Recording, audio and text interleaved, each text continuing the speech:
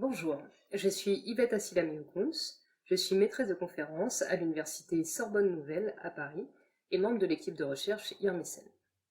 Mes travaux portent sur le rôle du langage et les processus de communication dans le maintien des inégalités sociales. C'est-à-dire qu'au travers de mes recherches, j'essaye de comprendre comment le fait d'utiliser tel ou tel mot ou telle formulation participe à la transmission des stéréotypes et des préjugés.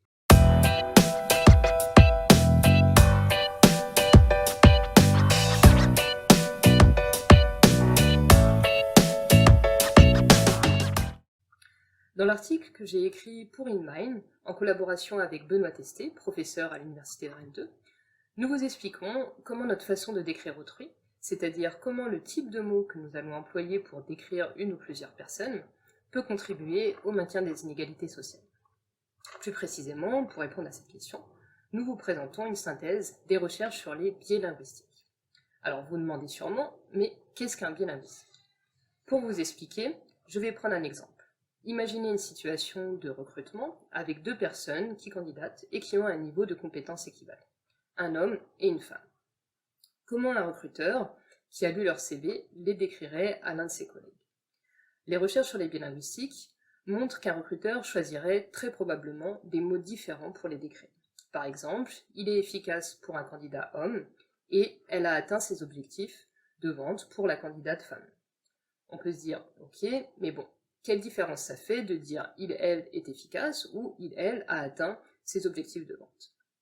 Les travaux montrent que le fait de dire il est efficace est en réalité plus valorisant, car cela va être perçu, cela va renvoyer à une caractéristique positive propre à la personne, alors que dire elle a atteint ses objectifs de vente le sera moins, parce qu'on décrit une action certes positive, mais perçue comme ponctuelle et puis dépendante de la situation.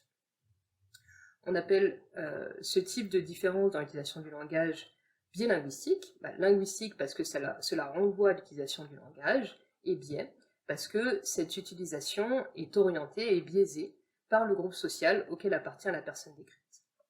De plus, les recherches montrent que ces biais sont assez systématiques, c'est-à-dire lorsqu'on interroge de nombreux recruteurs, la majorité d'entre eux produisent ces biais linguistiques défavorables aux femmes, et ceci d'autant plus qu'ils adhèrent aux stéréotypes de genre selon lesquels les femmes sont moins compétentes que les hommes.